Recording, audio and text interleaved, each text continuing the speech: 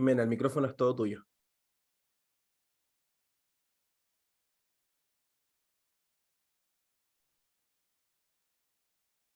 Hola, buenas tardes. Mi nombre es Jimena Pascual y soy la directora de la Escuela de Ingeniería Industrial de la Pontificia Universidad Católica de Valparaíso. Me complace acogerlos virtualmente esta tarde a nuestro primer foro de discusión respecto al impacto de la inteligencia artificial en el futuro de la educación superior. Quiero partir contándoles que como estudiante de posgrado en Estados Unidos, me tocó involucrarme hace unos 25 años atrás con un cambio disruptivo en ese entonces, gracias al progreso de la tecnología IP, de la Internet, de la compresión de videos. Me refiero al desarrollo de aplicaciones para el trabajo virtual. Ello incluía el trabajo colaborativo sobre documentos compartidos y la videoconferencia, que funcionaba sobre Internet. Con software como NetMeeting usábamos en ese tiempo, que después usamos Skype, ¿no es cierto? No pensábamos que esta tecnología iba a estar después disponible tan rápidamente en nuestros teléfonos inteligentes. Desde Google Docs a Zoom, pasando por muchas herramientas para participar en redes sociales. Y tampoco pensábamos que íbamos a pasar de un uso casual de estas tecnologías a un uso obligado por una pandemia que redefinió la forma en que trabajamos y estudiamos. El avance tecnológico no se detiene.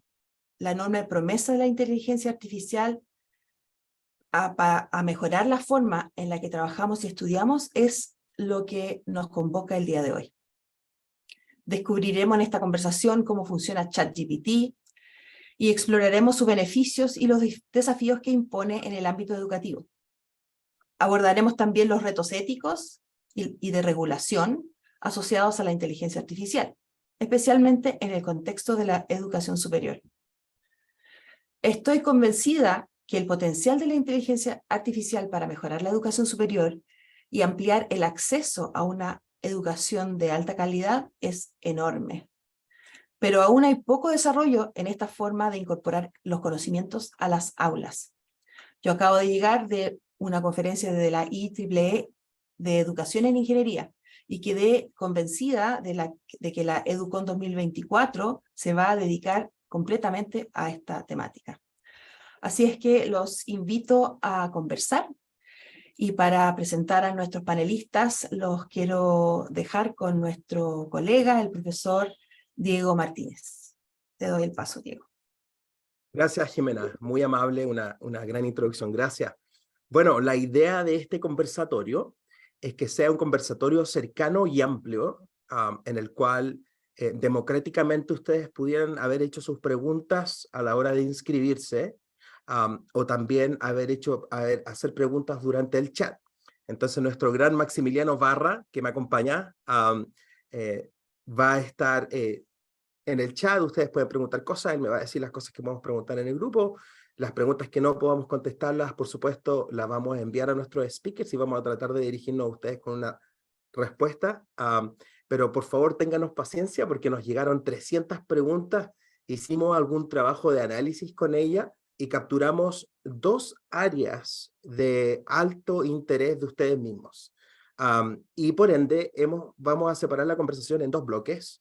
Un área de interés era educación y aprendizaje con inteligencia artificial o herramientas basadas en inteligencia artificial.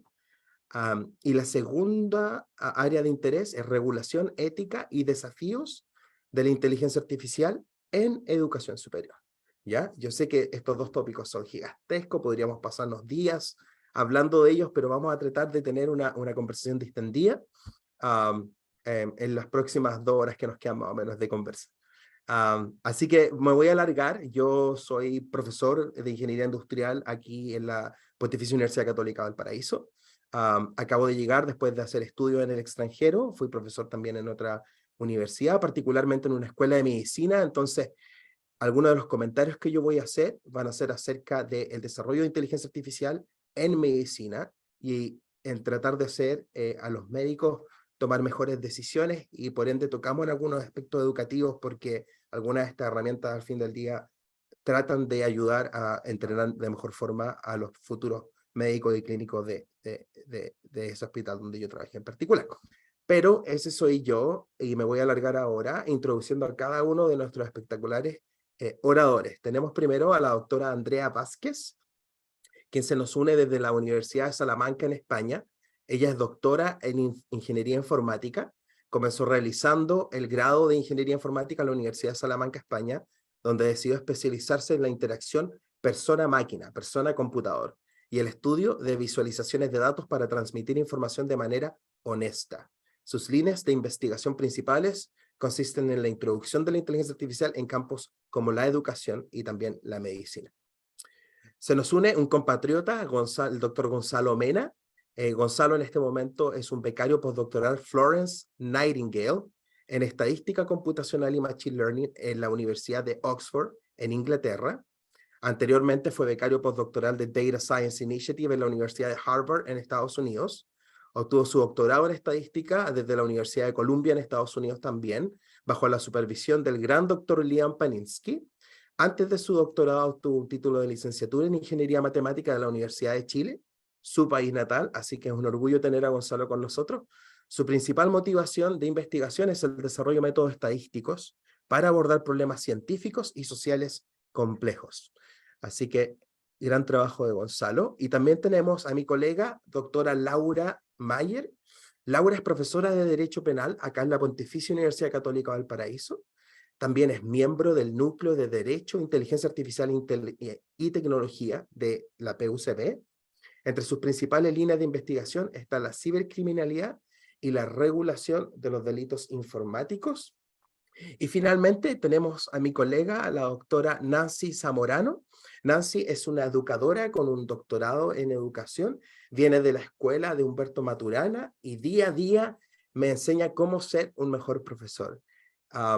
Nancy tiene muchos años de experiencia, tanto educando personas como estudiando cómo los seres humanos aprendemos, y es muy interesante y es un placer tenerla con nosotros porque siempre saca todos los premios de la mejor profesora. Así que nada mejor que tener a Nancy acá con nosotros. Ya, entonces con las introducciones estamos y nos largamos con el primer tópico: educación y aprendizaje con inteligencia artificial. Entonces yo tengo un torpedo acá y la primera pregunta, vamos a partir con Andrea. De hecho, tomo eso atrás. Vamos a darle unos minutos a Andrea para que explique un poco su trabajo. Después seguimos con Gonzalo, y después Laura, que nos pueda compartir algunos pensamientos, y cerramos con Nancy. Después de eso nos largamos con la conversación y las preguntas. Andrea, el micrófono es tuyo. Perfecto, muchas gracias, Diego. Nada, bueno, pues como ya ha explicado Diego, yo me centro mucho ahora mismo en mis líneas de investigación en cómo aplicar la inteligencia artificial y el machine learning, aprendizaje automático, en campos como la educación y la inteligencia artificial y la medicina, perdón. Voy a compartir unas pequeñas slides solo para mostrar en lo que estamos trabajando actualmente, porque en la realización de uno de los proyectos en los que estamos trabajando ahora mismo ha sido cuando ha empezado a explotar todo este tema de la inteligencia artificial generativa. Entonces, bueno, pues dentro de la inteligencia artificial en la educación pues podemos encontrar muchas aplicaciones, como pueden ser los sistemas de tutorías inteligentes, analítica del aprendizaje para ver dónde pueden ir fallando los estudiantes o dónde se les puede dar más apoyo. Por supuesto, el aprendizaje personalizado y actualmente el tema candente es la generación de contenido. Y es con esto con lo que nos estamos enfocando ahora mismo en uno de los proyectos europeos en los que estamos trabajando, que se centra en la enseñanza de idiomas, concretamente el alemán. En este sentido, bueno, pues es claramente importante la competencia lectora hoy en día en lenguas extranjeras, sobre Andrea, todo, bueno, pues dime. ojo que estamos viendo tu presentación, nos está viendo en pantalla completa. Un momento. ¿Así se ve bien? Puedes estarla tirando al otro monitor, quizás. Espera. Voy a desconectar el otro monitor un momento. Y así me cubro en salud. A ver. ¿Ahora ya? Ahí sí, ahí está. Ah, perfecto, lo siento. Bueno, pues como iba diciendo, la competencia lectora al final es crucial en la enseñanza de idiomas porque bueno, pues afecta a la colaboración en contextos internacionales, perspectivas en otras cuestiones y bueno, pues en este contexto al final los profesores de alemán una problemática que tienen es encontrar textos adecuados a diversos niveles de aprendizaje. Y además estos textos, bueno, pues tienen que abordar temas de actualidad, tienen que ajustarse a esos diferentes niveles lingüísticos y es en este contexto en el que hemos empezado a experimentar con la inteligencia artificial generativa para dar apoyo a esos profesores de alemán. Entonces, estamos en fases de desarrollo todavía. Esta es una aplicación que lo que permite a los profesores de alemán es buscar textos en alemán y derivarlos haciendo uso de la inteligencia artificial generativa, ya sea generando traducciones, por ejemplo, para esos estudiantes que vienen de contextos en los que se habla otro idioma, bueno, pues le puede servir de apoyo para comprender mejor los textos en el idioma alemán, generar simplificaciones y también lo más importante de todo es la introducción de la generación de imágenes para también dar ese apoyo a las competencias lectoras de cara a que los estudiantes comprendan mejor los textos apoyándose en imágenes realistas y libres, sobre todo, que es una de las características que nos da la inteligencia artificial generativa. Andrea, la PPT no está corriendo por si acaso. Me avisan acá por el chat. Creo que es... Vale, espérate.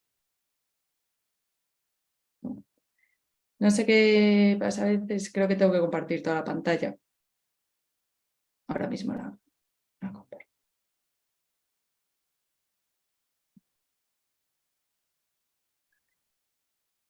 Bueno, vamos.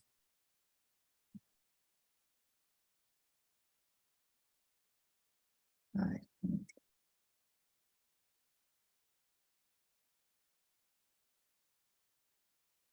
Bueno, lo muestro simplemente desde aquí, ¿vale? Esta sería la generación de imágenes que hemos introducido en lo que sería esta aplicación para búsqueda de textos en alemán. Entonces, el propio educador podría seleccionar un texto y, en este caso, pues elegir partes del texto para las cuales generar imágenes. Pues en este caso, este texto tenía que ver sobre un accidente de autobús y, bueno, pues se pueden generar diversas imágenes para que el estudiante tenga más claro de qué está hablando el texto y comprender mejor pues tener una mayor comprensión lectora. Y bueno, en este sentido hemos intentado crear una aplicación que dé asistencia a estos profesores y que pueda generar colecciones de textos en alemán con todas estas derivaciones, como pueden ser las traducciones, imágenes o la transformación en distintos niveles y poder generar nuevos recursos educativos a través de estas herramientas. Entonces, eso es más o menos en lo que estamos trabajando ahora mismo, en intentar adaptarnos a estos nuevos tiempos e introducir estas nuevas tecnologías de cara a apoyar a los educadores. Muchas gracias, Andrea. Bueno, como ven, Gracias. Andrea, nuestra ingeniera, muy inmersa en el mundo educativo, entendiendo necesidades y desarrollando soluciones, ¿cierto? Ahora voy a invitar a Gonzalo. Gonzalo, Andrea habló de términos que yo creo que tú nos vayas a clarificar porque tú eres mi experto de cosas más fundamentales. Por ejemplo, Andrea hablaba de inteligencia artificial generativa, pero ¿qué es eso, cierto? Adelante, Gonzalo.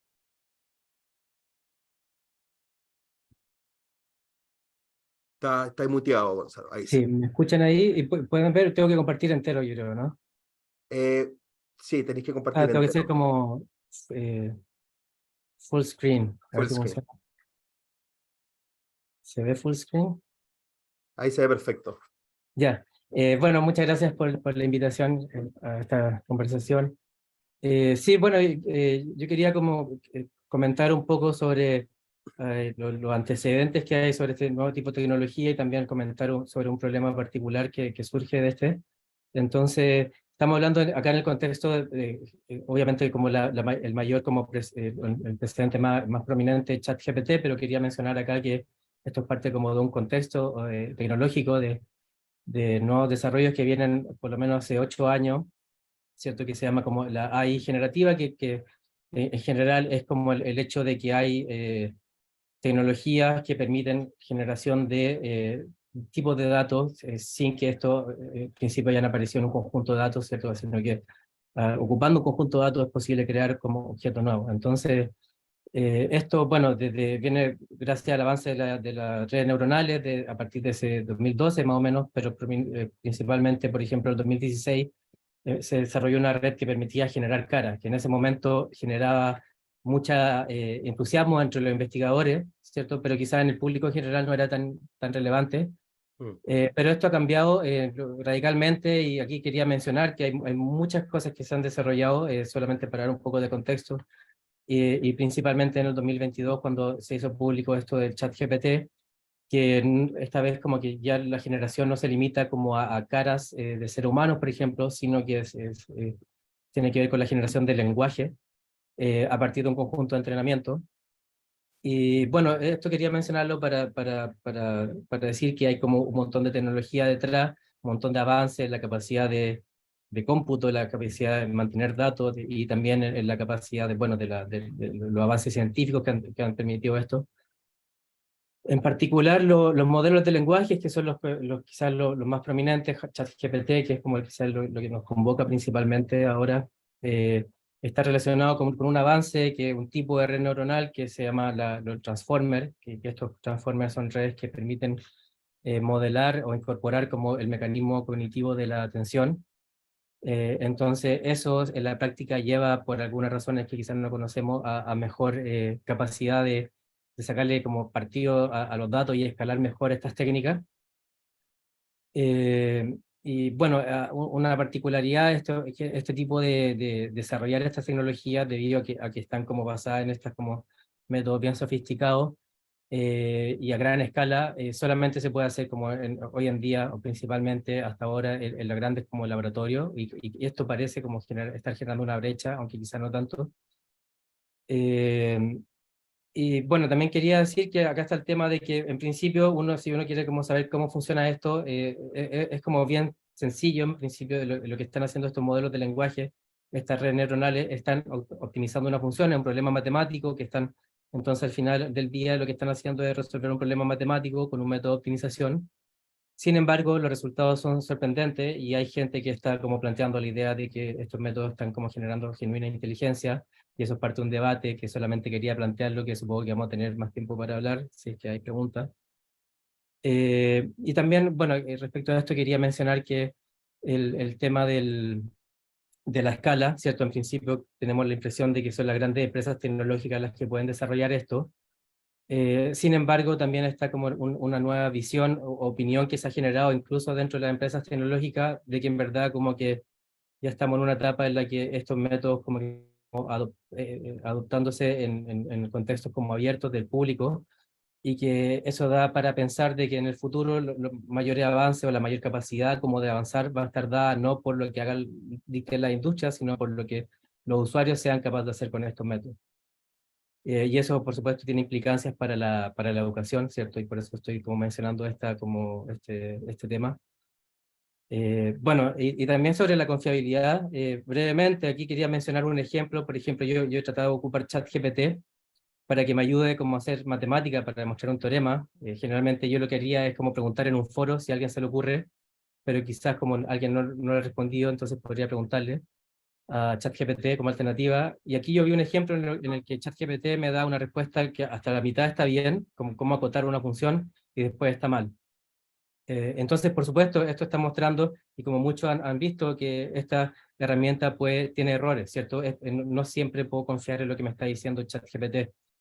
Y hay muchas razones, y esto es un problema teórico que de hecho como no se sabe bien por qué se producen errores, se entiende que es posible que ocurran errores porque, bueno, el criterio de optimización no necesariamente significa que siempre va a estar bien el resultado, pero bueno, hay errores siempre, hay errores, y esto de los errores como que se entiende en el contexto de las redes neuronales. Es posible siempre como que los clasificadores, por ejemplo, de imágenes se equivoquen también, y en particular cuando ya estamos como en estas herramientas como el lenguaje como ChatGPT, no es sorpresa que ocurran errores que le llaman alucinaciones. Y bueno, como decía, no podemos confiar en que esto, en el resultado siempre, pero hay intentos que se están realizando. Quería mencionar que en el mundo tecnológico, en el mundo como de la inteligencia artificial, hay gente como tratando de desarrollar soluciones al problema de las alucinaciones, y estas soluciones tienen que ver, por ejemplo, con ser capaces de hacer que ChatGPT tenga una mejor como conocimiento de su propia ignorancia, y esto hay como técnicas que permitirían eso, por ejemplo, predicción conformal. Sin embargo, a pesar de que hay como un intento en realizar, solucionar el problema de las alucinaciones, no sabemos si esto va a escalar bien en el tiempo a medida que los modelos se hagan más complejos. No sabemos si el problema de las alucinaciones se va a solucionar o se va a hacer cada vez más complicado. Y por lo tanto, eso también llama a la necesidad de que el humano no deje de estar en el loop, ¿cierto? En el proceso de auditar lo que está sucediendo. Entonces, y por eso también relacionado al tema de la educación superior, y para cerrar esta parte de mi intervención, quería mencionar como que o sea, una razón de por qué como la educación superior es importante, y como actualizar el currículum, es para tener en cuenta de que estas tecnologías están sujetas a los errores, y no sabemos en qué medida en el futuro van a estar sujetas a los errores, y por muy mínimos que parezcan los errores, estos errores se van a ir amplificando porque a medida como que las nuevas versiones van alimentándose como en información previa, se pueden ir, los sesgos y los errores se van amplificando, y por lo tanto necesitamos como desarrollar como competencias que permitan que los humanos no dejen como de estar en el proceso de interrogación de estas tecnologías, y que eso tiene que ver con también como no dejar que estas tecnologías como que automaticen nuestro trabajo, sino que más bien como que nos ayuden, y eso tiene que ver como con desarrollar como una visión crítica, ¿cierto? De estos métodos. Entonces, Gracias, Gonzalo. Me cuelgo de tu último comentario. Es muy interesante cuando tú planteas tu ejemplo y decís, traté de hacer matemática, construir una prueba con ChatGPT y me fue más o menos. Bueno, resulta que yo igual hice el mismo experimento. Yo no construyo matemática, yo construyo software y me puse a programar con ChatGPT. Y también me fue más o menos, pero me dio un framework poderoso de trasladarme de lenguaje a lenguaje muy fácilmente. Entonces, en un momento estaba escribiendo programas en 4 lenguajes al mismo tiempo. Y eso igual me impresionó en su momento. Pero no hay que olvidar que uno tiene que saber discernir lo bueno y lo malo, ¿no? Que creo que es lo que tú me estás hablando un poquito, y tocaste en un montón de tópicos súper interesantes que vamos a volver en extenso y tranquilo a hablar de ellos. Mil gracias. Bueno, ahora tocando de nuevo en algunas cosas que dijo Gonzalo, ¿cierto? Yo creo que hay mucha preocupación con respecto a tópicos que tocan la ética, que tocan la regulación, en el gran experimento natural que estamos viviendo, ¿cierto? Porque nos acaban de lanzar un nuevo producto, estamos todos usándolos, algunos sí, otros no. Medir, evaluar experimentos naturales es un proceso científico más complicado que existe en la vida. No voy a adentrarme en el por qué eso, pero en tópicos de regulación, Laura, o en tópicos también de plagio, ¿cuáles son tus pensamientos desde el derecho? Muchas gracias, Diego. Bueno, quiero primero comenzar agradeciéndote a ti especialmente por haberme invitado a esta actividad. Creo que es muy necesario que conversemos sobre estas temáticas a nivel de educación superior. Espero que este sea el primero de muchos otros encuentros, porque es evidente que este tema llegó para quedarse. Y en relación con lo que tú me planteas, a ver, podría decir lo siguiente, como primeras ideas. Yo diría que nos encontramos inmersos en un momento en que podemos diferenciar distintas posturas frente a la inteligencia artificial y el impacto que genera en la sociedad. Uno podría identificar una postura más bien pesimista, que mira esto un poco desde la sospecha, incluso desde la paranoia, pensando en que prácticamente las máquinas nos van a reemplazar, y que en algún momento van a estar totalmente fuera de control, y que por lo mismo la inteligencia artificial, ChatGPT o cualquier otra herramienta de esta índole debería estar prohibido o limitado al máximo. Y luego tenemos una visión distinta, ¿no? Opuesta a esa, que mira estos avances con mucho optimismo, ¿no? Centrándose un poco en la línea de lo que planteaba Gonzalo en los beneficios, no en las ventajas que nos ofrecen, en la simplificación que implica para muchas de las tareas que realizamos como académicos, etcétera, y que por lo tanto entiende que lo correcto sería permitir ampliamente, ¿no?, la inteligencia artificial en el contexto de la sociedad y más específicamente en el contexto de la educación. Yo creo que lo razonable es llegar a un punto medio, ¿no? Llegar a un punto medio sobre todo porque todavía hay demasiada falta de certeza respecto de dónde nos encontramos ubicados específicamente en cuanto a los desarrollos de la inteligencia artificial, cuán rápido puede avanzar la tecnología en esta materia. Puede ser que en 6 meses ChatGPT ya sea parte de la prehistoria de la inteligencia artificial y que estemos hablando de algo totalmente distinto. Entonces, yo creo que desde ese punto medio que estoy planteando, probablemente lo razonable sea entender que necesitamos una regulación con cierta flexibilidad, ¿no?, que se pueda adaptar a los cambios. Ese es un gran problema que tiene la legislación, sobre todo en materia de tecnología, porque como la tecnología va cambiando tan rápidamente, muchas veces la legislación, la regulación se queda obsoleta. Y la idea es que no tengamos que cada mes modificar leyes y reglamentos en torno a estas temáticas. Entonces, uno tendría que pensar una regulación que sirva como marco, que sea lo suficientemente amplia para englobar aquellas cuestiones que nos parece razonable permitir, y que también tenga en cuenta esta dimensión ética, ¿no? Es interesante lo que tú también consultas en relación con el plagio.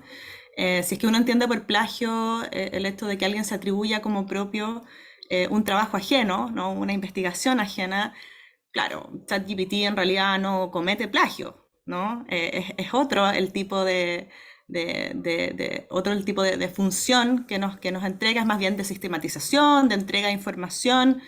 Pero claro, de todas maneras eso no quita que uno pueda decir que si es que un alumno utiliza el ChatGPT para desarrollar un determinado trabajo, no esté llevando a cabo un comportamiento que hasta cierto punto es un fraude, o que en cualquier caso aprovecha ciertas ventajas que sus compañeros no han utilizado, que no tienen, ¿ya? Entonces yo creo que ahí hay un desafío importante a la hora de que las universidades, digamos, delimiten cuál va a ser el margen dentro del cual nos vamos a mover, hasta dónde vamos a permitir el uso de las tecnologías que vamos a autorizar y que no. Y eso, por ser algo más específico, requiere que exista una normativa más general. Y esa normativa más general todavía no la tenemos. Es un tema que se está desarrollando a nivel mundial. En Chile, solo el mes pasado se presentó un proyecto de ley para regular en específico la inteligencia artificial. Entonces, yo diría que, claro, las universidades pueden tomar ciertas iniciativas adelantándose a ese proceso, eso es totalmente lícito por la autonomía que tienen, pero diría yo que primero es necesario que tengamos este marco más general como país, incluso como país inserto en una comunidad global, y que luego las universidades se vayan adaptando y vayan estableciendo normativas más específicas, de modo que también los alumnos sepan qué se puede y qué no se puede hacer, y que los mismos académicos también puedan conocer, ¿no?, cuál es el ámbito dentro del cual pueden moverse. Súper interesante, Laura. Mientras estaba hablando, bueno, me voy a sacar mi gorro por un minuto de PUCD y me voy a poner mi gorro de Escuela de Medicina. Yo tengo una afiliación en la Universidad de Johns Hopkins. Soy profesor part-time. Sí, creo que sí se llama.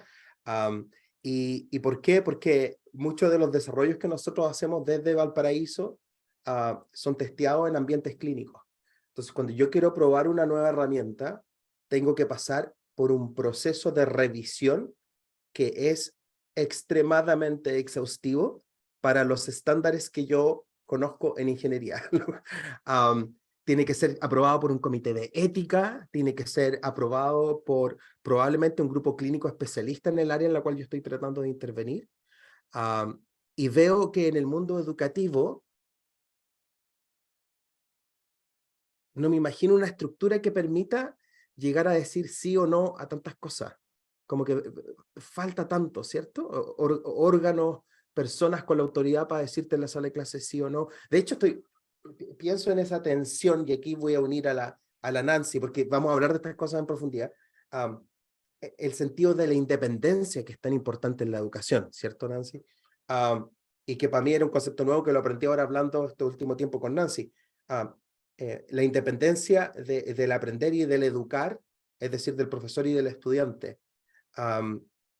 Entonces, con entender mejor cómo el ser humano aprende y por sobre eso, cómo nosotros desarrollamos un sistema educativo que supuestamente evolucionando a través del tiempo. Nancy, ¿nos podéis compartir algunos pensamientos con respecto a ChatGPT y cómo el cerebro aprende? Ya, Diego, un gusto saludarlos a todos, también contenta. Considero que esta conversación es necesaria y ojalá sea la primera. Así que gracias por la iniciativa y también por haberme invitado en este tema que es tan fundamental porque es educación y es mi área a la que le he dedicado tantos años. Todo lo que yo diga está inspirado en mi formación con el doctor Humberto Maturana y algunos dirán constructivismo radical, otros van a decir biología cultural, otros van a decir biología del conocer y la neurociencia, y yo digo biología del conocer y del amar. Entonces, fundamentalmente rescatar lo humano que está aquí presente, tanto en el diseño de una herramienta tecnológica como en el uso de esa herramienta tecnológica, porque finalmente quién la hace, para qué la hace y en qué la usa es un ser humano. Somos los seres humanos los que estamos haciendo esto. Entonces, decir algo que no es original mío, lo han dicho muchas personas, pero lo dijo Maturana hace muchos años, desde los años 80. ¿Qué queremos? ¿Qué queremos conservar los seres humanos que utilizamos o desarrollamos la tecnología? Porque la tecnología no es ni buena ni mala. La tecnología es tecnología y se desarrolla para facilitarnos la vida y por lo tanto bienvenida sea. Pero no puede convertirse en el centro de nuestro vivir, como nos sucede muchas veces a nosotros y vemos con los estudiantes que para mí la condición que ellos tienen por defecto, el estado más probable es estar mirando un celular, porque todo está ahí.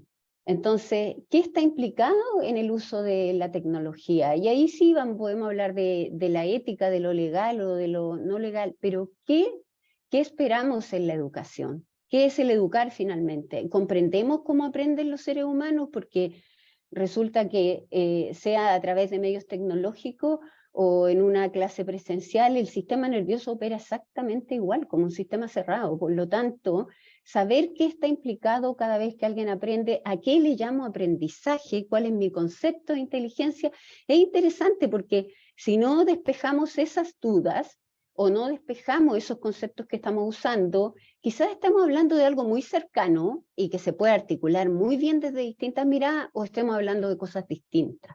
Entonces, por eso este encuentro tan distinto que versa sobre seres humanos, porque finalmente los que hacemos esto somos los seres humanos, que somos sistemas autónomos.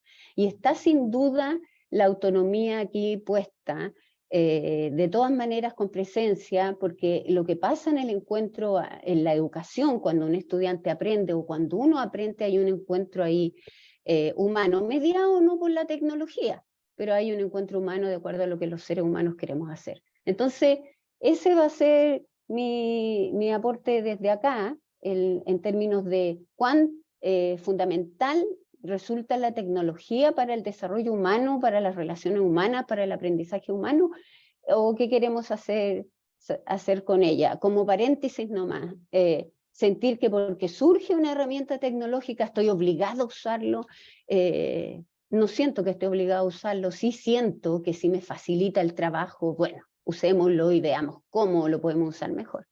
Eso de momento, Diego. Muchas gracias, Nancy.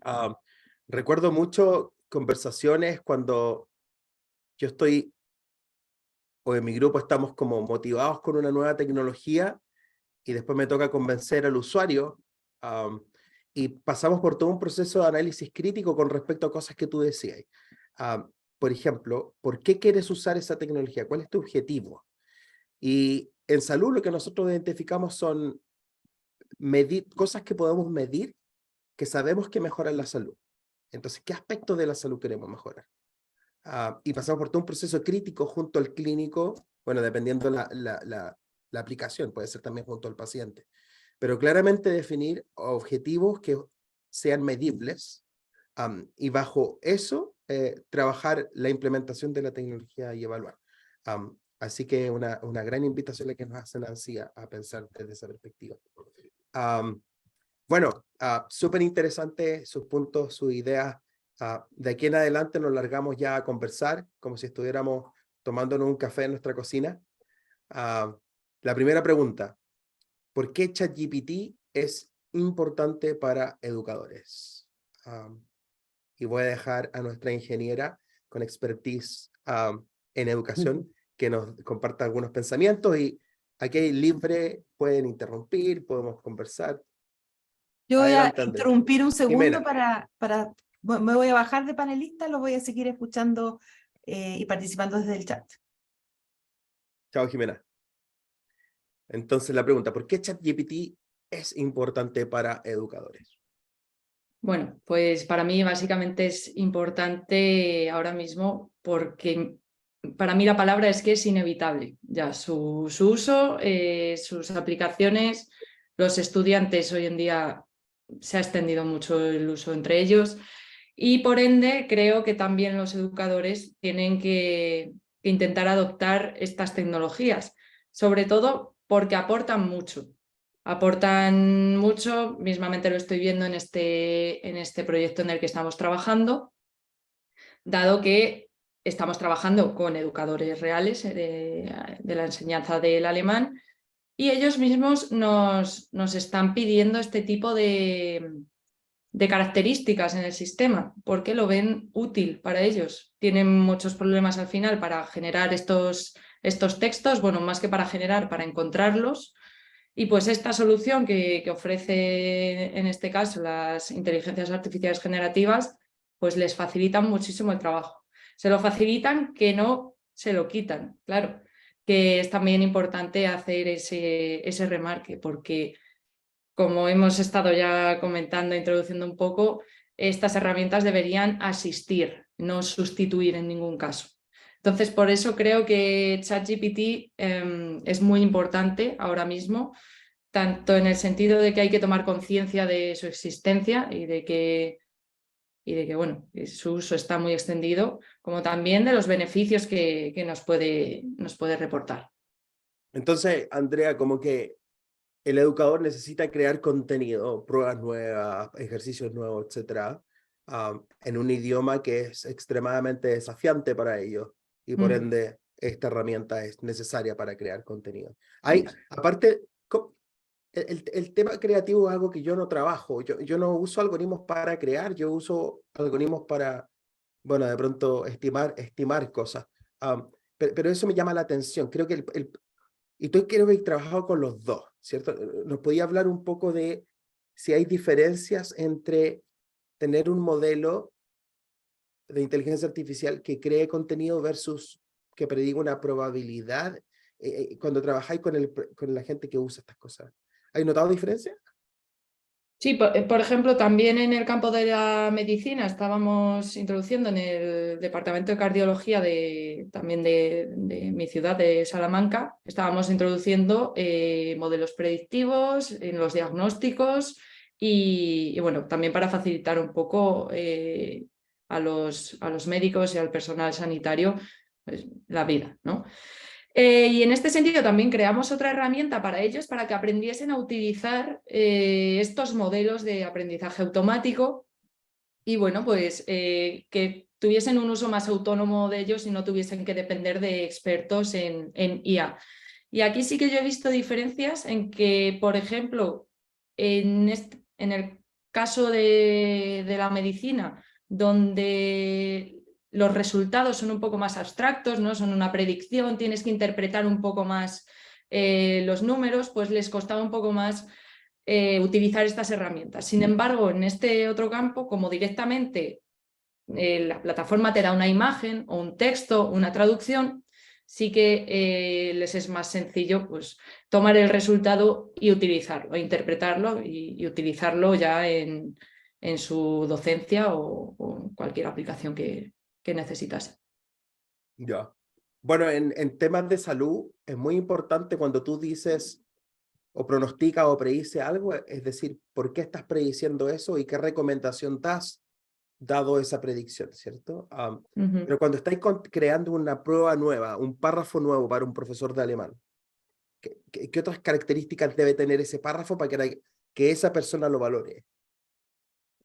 Bueno, pues ahora mismo, precisamente con lo que estábamos teniendo más problema en este contexto es con la parte de derivar de un texto, derivarlo para obtener textos más sencillos o adaptados a otros niveles.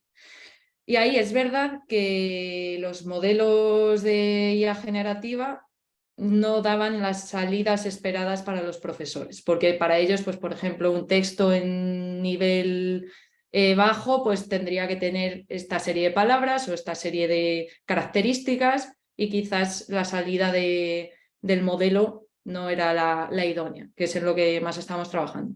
Entonces ellos, desde su contexto, sí que pueden ser críticos con la salida que está, con el resultado que está ofreciendo esos modelos. Perfecto. ¿Algún comentario respecto a sus opiniones, Nancy, Laura, Gonzalo, acerca de ChatGPT y su importancia para educadores? Sí, yo tengo un comentario. Creo que acá hay que diferenciar por áreas y planos educativos, ¿no? Porque evidentemente que no es lo mismo la educación básica, la enseñanza media, la educación superior, son planos muy distintos y también entre distintas carreras. Es evidente que lo que podría utilizar un matemático no es lo mismo que utilizar alguien de las humanidades.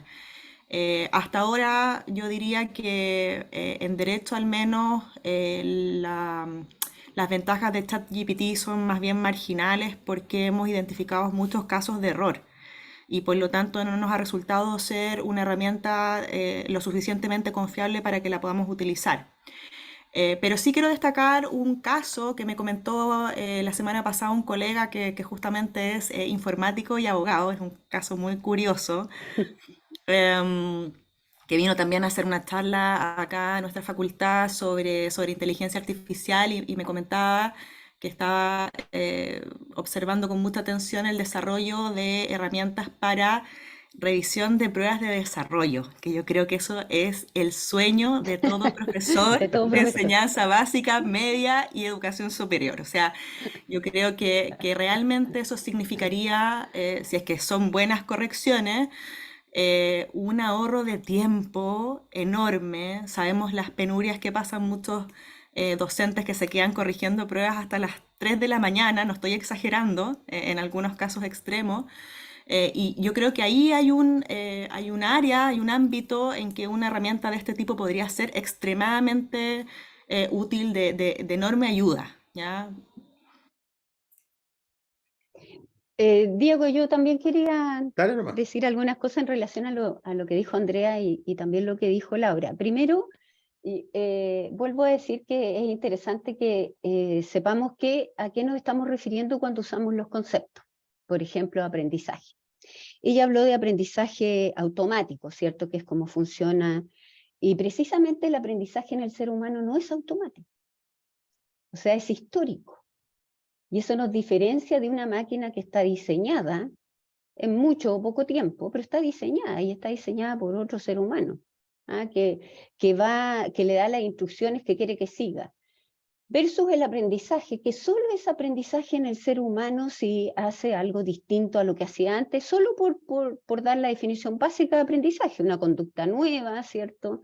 La posibilidad de resolver problemas que antes no resolvía, eso te va indicando que es aprendizaje. Los criterios en la educación superior, como sabes que un estudiante aprendió, por los criterios que está utilizando, que son distintos, no porque memorice contenido, si el contenido lo tiene en el celular, está democratizado. O sea, seguir pensando que lo que pasamos es contenido, a esta altura es bastante ciego, lo tienen al alcance, ya no lo tiene el profesor en su libro o en su cuaderno. Bueno, yo soy más vieja que ustedes, entonces el libro estaba en la Católica de Santiago nomás, ni siquiera estaba aquí en la PUCD y allá teníamos que ir a consultar el libro. Los estudiantes escuchan esto y se ríen de nosotros, se ríen porque ellos tienen el mundo en el bolsillo.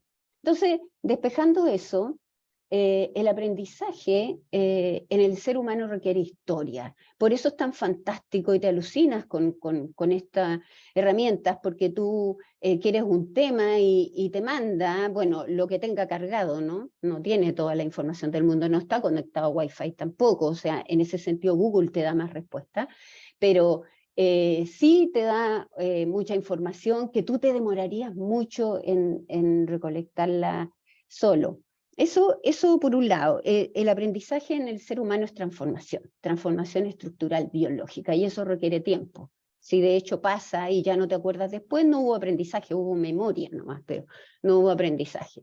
En el caso de derecho, que yo quedé gratamente impresionada con que en nuestra facultad de Derecho se estuviera inquieto por el uso de esta tecnología, desde hace varios años ya, ¿cierto? Y que lo vi en los trabajos, en los papers que publicó Alonso Rodríguez, nuestro exdirector de la DICIC, muy preocupado de estos temas, ¿no? Sus papers hay que revisarlos porque se adelantaron a ciertas cosas que estamos discutiendo en este minuto.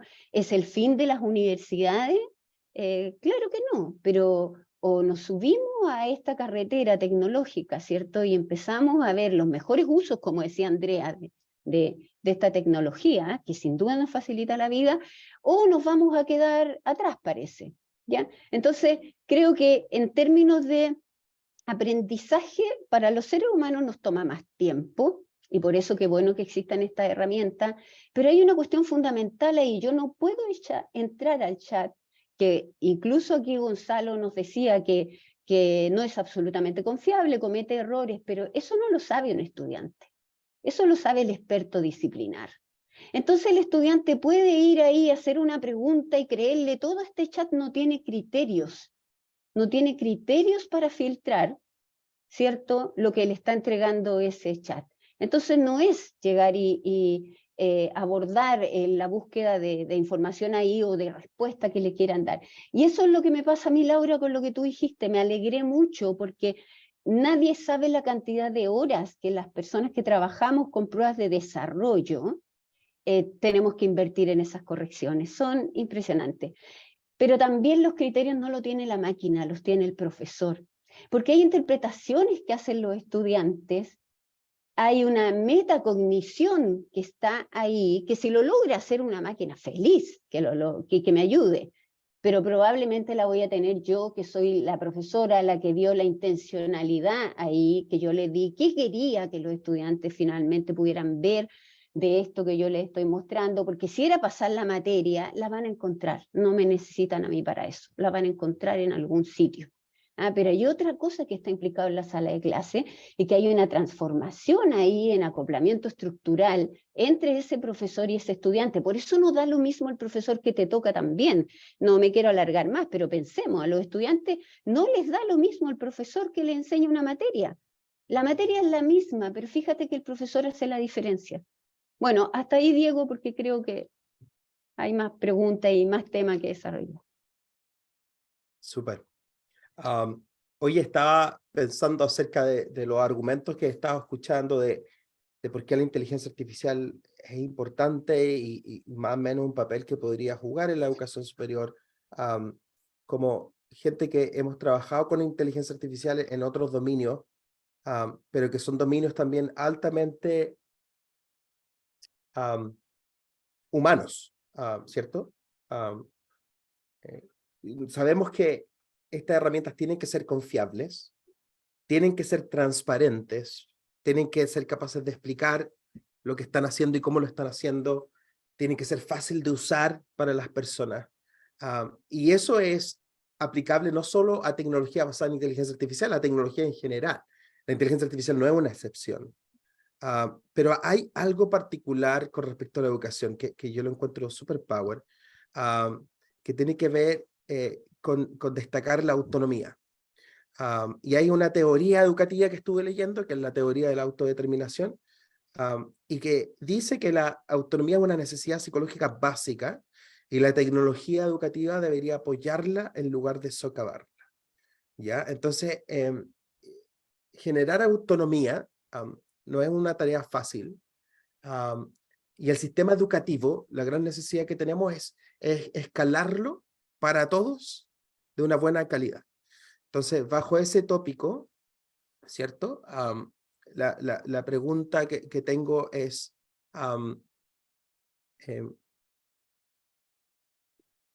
¿cómo puede ser ChatGPT integrado en el aula y en los procesos de enseñanza y aprendizaje? Porque yo hice un experimento hace 3 semanas en mi salón de clase y les pregunté a los estudiantes quiénes lo están usando. No hubo persona que no levantara la mano. Los chicos ya lo están usando. Entonces, para nosotros profesores, ¿algunos consejos de cómo integramos estas tecnologías? Sin olvidar cómo funciona el proceso de aprendizaje de un ser humano. Voy a abrir el micrófono, a ver.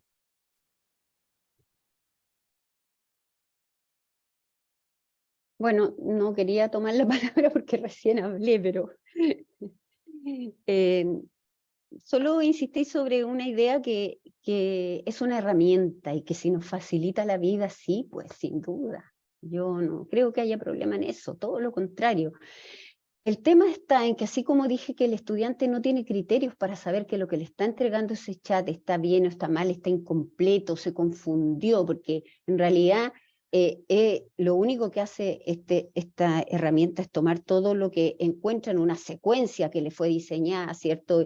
Y presentarla. Pero es que la máquina actúa así secuencialmente, pero los seres humanos somos sistémicos. Hay algo ahí que no te va a entregar la máquina y que tiene que ver precisamente con la formación que da el profesor, que no es pasar materia, porque eso lo puede hacer una máquina. Hay una formación donde eso que tú estás haciendo en la sala de clases tiene sentido. Entonces, ¿para qué me puede servir el chat? Fíjate, porque lo están diciendo también ahí las personas que están participando. Hay una cuestión clave. Tú no puedes ir a preguntarle al chat algo que no sabes, porque ni siquiera sabes cómo preguntar. Así de fácil. Y si tú no haces bien la pregunta, el chat no te va a saber responder. Entonces, si yo me siento al lado de un médico y él hace preguntas médicas que yo no sé hacer, el chat le va a dar una respuesta y él me va a decir a mí si esa respuesta está completa o no, si está equivocada, si no está actualizada, etcétera, porque él es el experto, ¿ya? Entonces, si yo le hago una pregunta que tiene que ver, no sé, con alguna teoría de la educación para darle algo más preciso, yo también voy a poder hacer un comentario ahí, pero ¿qué va a hacer el estudiante que está recién cursando una asignatura y que siente que esta aplicación o esta herramienta le va a dar todas las soluciones? Por eso vuelvo a decir, me encantaba lo que estaban haciendo en Derecho, tú Laura me corriges, pero entre las cosas que podían buscar era jurisprudencia, ¿no? Acerca de ciertos casos, y yo lo encontré maravilloso, porque ¿cuánto te toma buscar eso? Estoy pensando, Laura, que lo puedo hacer a nivel mundial, ¿no? Para traerlo acá y yo poder argumentar lo que quiero decir. Estoy metiéndome en un área que no es la mía, sin duda. Entonces, yo lo encontré interesantísimo, pero no necesita ese chat para el Código Procesal Penal, si el Código Procesal Penal está ahí, ¿ya? Tiene, no sé, derecho económico, derecho romano, derecho civil, pero ¿cómo se ilumina una problemática desde esas distintas miradas? Si lo hace el chat, maravilloso, y el estudiante puede pensar que lo hizo muy bien el chat, y el profesor decirle, no, pues esto está erróneo. O sea, no va a reemplazar al profesor, eso quiero decir, a ese encuentro donde el experto disciplinar es el que te modula el espacio en que ese contenido tiene sentido, porque no es el contenido por el contenido, porque el contenido está. Yo puedo estudiar medicina buscando solamente en la web, en los chats y en todo, y me aprendo todo, pero eso no me hace médico. Entonces, por eso insisto, no es que, por supuesto que no creo que jamás la máquina va a reemplazar al ser humano totalmente, no lo creo, sí siento que le facilita la vida, y sí siento que se nos está olvidando, y a lo mejor en el entusiasmo de la tecnología, de que siempre el diseñador es un ser humano, que es un ser humano histórico, emocional, racional, que tiene gusto, intereses, preferencias, no está en blanco en esto. Hay algo que quiere aquí, yo voy a decir bien intencionado, nadie desarrolla malintencionadamente ninguna tecnología, pero yo la voy a usar para qué, cómo voy a preparar a mis estudiantes, que son estudiantes precisamente porque no saben, se están preparando, ¿no? Entonces, no es que después de que te traen el trabajo, lo mismo que hacemos todos los profesores, ¿no? Y nos parece que esto no lo puede haber escrito el estudiante, porque conoces a tus estudiantes. Bueno, tú googleabas o buscabas dónde podía estar ahí. El que ellos puedan decirte libremente, sí, lo usamos, hicimos esto, lo otro, pero hay que revisarlo, que aprendan a usarlo así. Un poco lo decía Andrea, ¿no? O sea, esto tiene errores, no me da todo, entonces enseñarles de alguna manera ciertos filtros, que son criterios, ¿cierto?, para manejar esta información de acuerdo a lo que corresponde. Pero a mí no me preocupa la irrupción de la tecnología, todo lo contrario, creo que nos facilita la vida, pero no va a reemplazar el sentido formativo que tiene el encuentro profesor-estudiante. Agradezco el optimismo al final, Nancy, porque cuando yo hago esta pregunta, siento que tengo un sesgo y no me gusta mucho la propia pregunta que escribí, porque como que es una invitación a integrarlo en el aula. Y yo creo que es una tecnología a la cual no ha pasado por la suficiente revisión para llegar y hacer una invitación a integrarla. Y yo creo que la invitación al cómo integrarla es ser críticos con ella, muy críticos con ella, y casi sentirse como experimentadores con algo nuevo y ver con ojos críticos, ¿cierto?, si les sirve o no les sirve. Y pedir ayuda en ese proceso. No sé qué piensan respecto a eso. Yo, en mi caso, no puedo estar más de acuerdo con Nancy, de verdad. Creo que has dicho una cosa además muy importante, que es el hecho de que tienes que ser experto para utilizar bien estas herramientas. Experto en tu materia y también conocer un poco cómo funciona la inteligencia artificial. De hecho, es muy curioso que si tú a ChatGPT le pones mucho contexto, le dices, eres un desarrollador de software que llevas años trabajando, te responde mejor que si le lanzas una pregunta así de normal. Entonces creo que es, bueno, pues una señal de que debemos ser expertos para utilizarlo, y de hecho creo que es muy importante la formación de los profesores en competencias tecnológicas para poder afrontar mejor la introducción de estas tecnologías en las aulas. Ha habido harta discusión en nuestra universidad, en otras universidades, y yo creo que un mensaje que hemos dicho en este grupo es que estos espacios de conversación deberían tenerse más seguidos, pero me gustaría invitarlos a tomar una posición. Gran parte del debate en educación superior hasta ahora ha sido sobre si esto debería prohibirse o adoptarse. ¿Cuál es tu posición?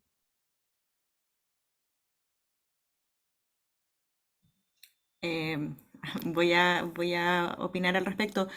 A ver, yo creo que prohibirlo es un poco absurdo, porque la verdad es que no tienes ninguna capacidad de controlar el cumplimiento de esa prohibición. Yo creo que este es un tema que ya excede de nuestras posibilidades de estar, digamos, controlando, supervisando lo que hacen los alumnos. Y por lo mismo yo creo que más bien uno tendría que entrar a plantearse preguntas muy profundas a nivel educativo. Una tiene que ver con algo que de alguna manera plantea Nancy, que es cuál es la finalidad que tenemos como docentes universitarios, o qué finalidad tienen los docentes en general. La transmisión de conocimiento es algo demasiado básico, es algo que uno presupone para ir desarrollando otras competencias, otras habilidades, otras destrezas que son mucho más sofisticadas. ChatGPT, por lo menos hasta ahora, podría, con este control, con este filtro del experto, ir aportándonos en la sistematización, en la clasificación, en la entrega de informaciones, pero hay algo que yo diría debe cultivar el docente en el aula, y es digamos, transmitir o enseñar a sus alumnos a desarrollar pensamiento crítico, a ser capaces de reflexionar, de resolver problemas de relativa complejidad, que Laura, presuponen conocimiento. Entonces, yo diría que claro, eh, volviendo un poco a la pregunta, no, prohibirlo no, pero sí centrarse en estas competencias que son mucho más sofisticadas y que hoy ChatGPT no permite que los alumnos puedan, digamos, alcanzar por el solo hecho de utilizar la herramienta. ahora hay una amenaza ahí, sí, porque enseñar pensamiento crítico, y aquí ustedes me corrigen qué piensan, para mí escribir es clave. Si hay algo que a mí me gusta escribir es porque te enseña a pensar. Y si tienes esta herramienta que está esencialmente eh, quitándote ese rol de control total en el proceso de escritura y va haciéndolo con ella, eh, hay, ¿qué pasa con el pensamiento crítico ahí? ¿Me entendí o no? Como que uno escribe para ordenar sus ideas, uno escribe para aprender a pensar, pero esto está escribiendo por uno. No escribe bien, pero ¿se verá perjudicado el pensamiento crítico? ¿Hay formas alternativas de hacerlo? No Sí, sé qué ahí opinan. quizás solo un pequeño comentario para darle la palabra a los demás colegas. Hoy yo creo que acá hay problemas que son mucho más profundos. Nosotros tenemos dificultades con alumnos que no tienen competencias de comprensión lectora. Entonces, ¿qué utilidad puede entregarles ChatGPT porque les pregunten simplemente, oye, arrójame información sobre tal tema que ni siquiera van a leer? O sea, yo creo que ahí hay un tremendo desafío, ¿no? Olvidarse de la información, olvidarse de que interesa entregar una tarea con información que provenga de una máquina. Esa no es la finalidad. Entonces, yo diría que más bien la finalidad hoy, por lo menos en mi área, tiene que ver con enseñarles a desarrollar ciertos criterios, que ellos sean capaces luego de discernir qué es lo correcto y qué es lo falso que aporta el ChatGPT u otra herramienta, ¿no? ¿Qué razones son más poderosas para acoger o rechazar una demanda, ¿no? Ese tipo de cosas. Y yo no sé si lleguemos a estar vivos para ver una tecnología de esas características. Son competencias sumamente sofisticadas. Y luego está el tema de la responsabilidad de cada autor por su obra, ¿no? Cuando un juez emite un fallo, cuando nosotros escribimos un paper, estamos colocando nuestro nombre y nos estamos haciendo responsables de esa investigación. Y en ese sentido yo por lo menos jamás utilizaría ChatGPT para elaborar un paper, ni aunque me ayude en una fase inicial, porque no tengo todavía, hoy al menos, la confianza de que eso que me está entregando es correcto, ¿no? Quizás en el futuro esto cambie, obviamente es una, digamos, herramienta que está desarrollándose permanentemente, entonces puede que sea más fiable en el futuro, pero hoy yo no lo haría.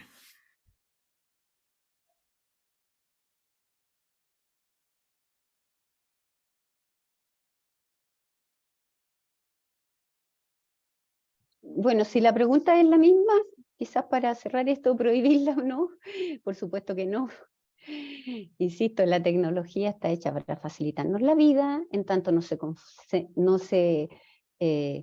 convierta en el centro del vivir y todo sea la tecnología. Un poco están atrapados nuestros jóvenes en las pantallas en todo caso, ¿ya? Pero bueno, es el mundo que vivimos y mucho más interesante saber qué queremos de la educación, qué ser humano queremos formar, qué queremos conservar como seres humanos. Yo creo que esas preguntas tienen que estar a la base, sobre todo a los que hacemos docencia y fundamentalmente a los profesores. Laura daba con algo en el clavo. Nuestro sistema escolar en Chile es un sistema que es carente en términos del desarrollo de muchas habilidades y destrezas fundamentales para el aprendizaje de los estudiantes, que nosotros tenemos que estar compensando en la universidad. No solo no tienen comprensión lectora, tampoco saben leer ni escribir.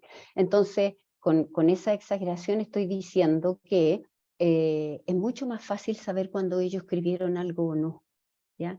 Si es que tuviéramos que hacer un filtro.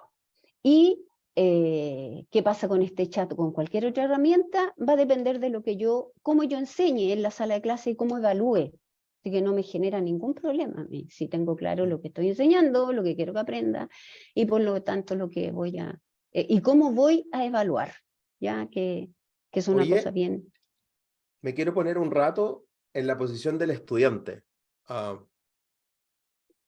Mira, hay cuestiones que yo estoy haciendo en mi sala de clases que de pronto debería hacerlas más o de pronto lo están sirviendo mucho, pero por la naturaleza de cosas que yo enseño, que son cosas que van cambiando mes a mes, sale el nuevo algoritmo, sale la nueva técnica, he sido muy transparente en la sala de clases que yo no les enseño con un libro y aquí está la Biblia del conocimiento que tienen que saber, sino que les digo y les enseño incluso cómo buscar en Google. Um, um, y ChatGPT ha abierto toda esta temática de cómo tú haces la especificación de lo que quieres crear con ChatGPT. Y yo creo que va al punto de cómo le enseñamos a los estudiantes a preguntar mejor. Yo creo que el doctor, una de las cosas que me enseñó también fue volverme un experto en buscar en Google. ¿Cuáles son sus perspectivas respecto a eso? Y quería invitar en este caso a Gonzalo, porque hay una parte como de la mecánica de cómo funciona este tipo de red neuronal que quiero que me expliques porque yo no la entiendo bien.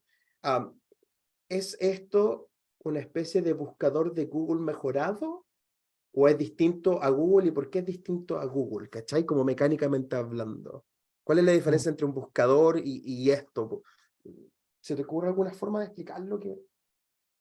Sí, bueno, antes como también como la pregunta anterior, yo tampoco estoy a favor de prohibirlo, ni mucho menos.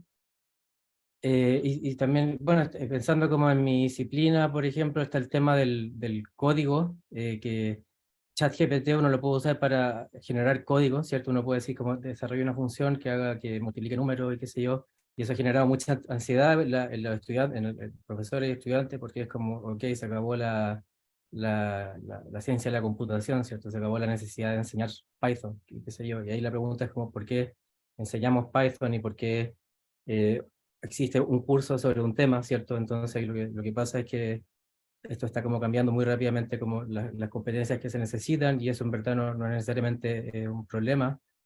El problema, y como todos han enfatizado acá, es que se puede generar una sobreconfianza, ¿cierto? Y eso como, yo lo veo como la posibilidad como de atrofiarse uno mismo como ser humano al como darle como demasiada como poder a esta herramienta. Entonces, en términos de aprendizaje, como el desafío es como facilitar el uso de estas herramientas, pero tampoco como que eso signifique como que todo el trabajo pueda ser hecho por la herramienta. Entonces, imagino que hay como que eh, permitir, pero tampoco permitir demasiado. Y eso es complicado. Bueno, pero volviendo a tu pregunta, claro, o sea, hay una visión de que ChatGPT en el fondo es una compresión de la web, básicamente, ¿cierto? ChatGPT se alimenta de la web y entonces eso como conjunto de entrenamiento, entonces es posible que uno puede pensarlo como un buscador también, pero también y eso tiene que ver con el debate de en qué medida como que lo que está produciendo hay inteligencia o no. Y si es que la hay, entonces, bueno, sería como, ya no podríamos reducir el problema de buscar en ChatGPT al problema de estoy buscando en la web de una manera aumentada, quizás es distinto. Pero yo lo veo como, claro, desde la perspectiva del estudiante, o sea, si yo creo que sí en los 90, entonces en un momento apareció la web y me pareció una técnica provechosa, entonces ahora hay una nueva técnica que parece ser potencialmente mejor que la web o en algunos sentidos, entonces ¿por qué no debería usarla, cierto? O de la misma manera como veía en el chat que antes hablaban de la calculadora, si la calculadora en algún momento fue útil, ¿por qué no? O sea, para la gente que la conoció por primera vez, ¿por qué no usarla? Y pensaba también, por ejemplo, en esto cuando yo entré a estudiar ingeniería, aparecían las tablas de cálculo, las tablas de las distribuciones, ¿cierto? Y ahora uno ve eso y parece como completamente obsoleto. Entonces, hay conocimiento que está constantemente quedando obsoleto y yo creo que no tiene mucho sentido como tratar como de hacer que algo permanezca solamente porque es como histórico, y si hay como un cambio rápido, entonces yo creo que hay que avanzar y si hay algo que parece que es mejor que la web, que tiene cierta originalidad, ¿cierto? Como pareciera que tiene ChatGPT en la elaboración de respuestas. Entonces yo creo que de la perspectiva del estudiante no hay problema.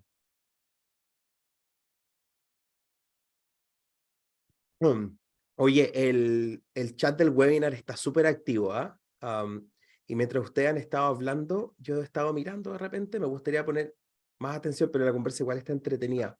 Por ahí hicieron un comentario, Juan Pincheira, acerca de, se pronostica a largo plazo que nos vamos a quedar sin profe en el mundo.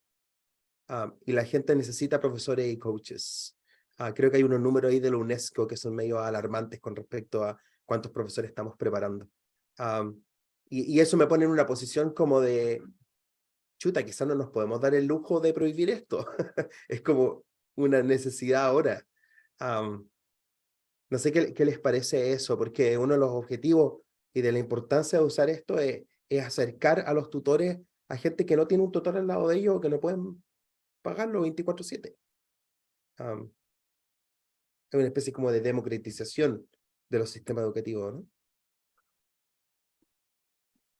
A mí me parece, bueno, que no se puede sustituir ninguna profesión, se pueden transformar, pero no creo que se sustituyan, básicamente porque al final estos algoritmos, estos modelos, funcionan con datos que generan los humanos. Si tú en un momento paras de generar datos, pues se van a quedar obsoletas las respuestas que puedan ir generando, ¿no? Mismamente vi en Twitter una discusión un día sobre si los programadores de software iban a desaparecer, porque ahora ChatGPT te da unas respuestas pues, bastante buenas, y respondían que claro, que ChatGPT al final sacaba esas respuestas de foros de programación en los que los propios programadores respondían. Si tú dejas de responder, en algún momento ChatGPT dejará también de utilizar nuevos datos. Entonces creo que es un poco complicada la sustitución de este tipo de profesiones. Y sobre todo creo que aquí hay que hablar de la accesibilidad, ¿no? De la educación. No todo el mundo igual puede acceder a ChatGPT porque no tenga recursos, porque no tenga las tecnologías adecuadas, y creo que en ese caso pues también los educadores humanos son insustituibles. A mí me gustaría agregar algo, no sé si se me escucha bien. Sí, Max. La mirada como desde el estudiante, he visto de que, y una pregunta que se repetía harto en el chat, y era como con respecto a las referencias que entrega ChatGPT. El tema es de que yo he visto como estudiante de ingeniería, como mis compañeros y yo también, se usa de dos maneras el chat. Como una herramienta que nos viene a simplificar ciertas tareas, como por ejemplo ordenar tablas, o consultar una línea de código que tiene el error, o preguntar una fórmula de Excel muy puntual, y otra persona que lo está usando como para responder preguntas, literal, así como, te pasó esto, ¿cuál es la respuesta?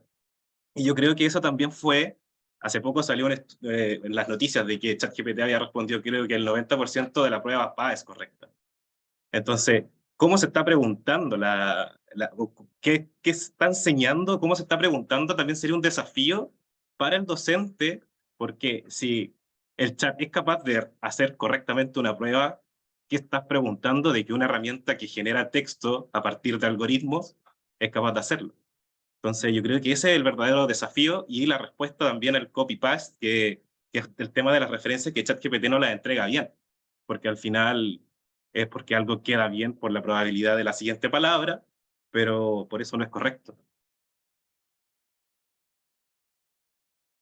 Sí, me gustaría agregar algo. En derecho hemos tenido una especie de evolución, no sé cómo llamarlo, em, en la que hemos pasado mucho de las evaluaciones orales a las evaluaciones escritas, ¿no? Antiguamente todas las evaluaciones eran orales en comisión, y luego se empezaron a introducir más evaluaciones escritas de desarrollo de alternativas de distinta índole, por distintas razones. Mucho tenía que ver con que algunos alumnos alegaban que dependiendo de la comisión que le tocaba era más difícil o menos difícil la prueba, en fin. Pero lo que quiero destacar de la evaluación oral, con todos los sesgos y problemas que puede tener, es que es una evaluación que permite que el profesor sepa si es que el alumno está comprendiendo lo que estudió. Cuando llevamos toda la escrituración, que está muy bien, corremos un poco el riesgo de que al final nos llegue un trabajo que fue hecho por ChatGPT o por alguna otra aplicación, si es que pensamos en los colegios, ¿no? Típico trabajo de colegio, resuma el libro que leyó. Bueno, eso hoy es absurdo. O sea, ¿quién podría pedir algo así y quedarse tranquilo de que el alumno realmente le hizo un resumen que salió de su cabeza? Entonces yo creo que vamos a tener que, de todas maneras, replantearnos de qué manera, de qué forma vamos a evaluar a nuestros estudiantes para estar seguros de que estamos logrando los objetivos de aprendizaje que nos hemos planteado.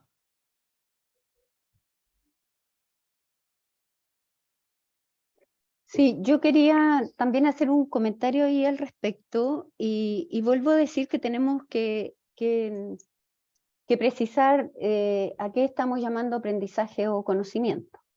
Lo que está democratizado es el contenido, no el conocimiento. El conocimiento lo tiene la persona, no lo tiene la máquina. La máquina no está pensando, no hace juicios sobre eso, no reflexiona sobre, sino que está programada de tal forma y le entregan tantos datos y ciertas secuencias de procedimientos que tiene que hacer.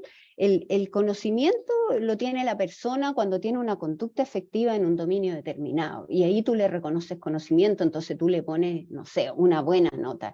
Y es como decía Laura, y por eso tampoco existen mejores o peores instrumentos evaluativos, porque depende de lo que yo quiera evaluar.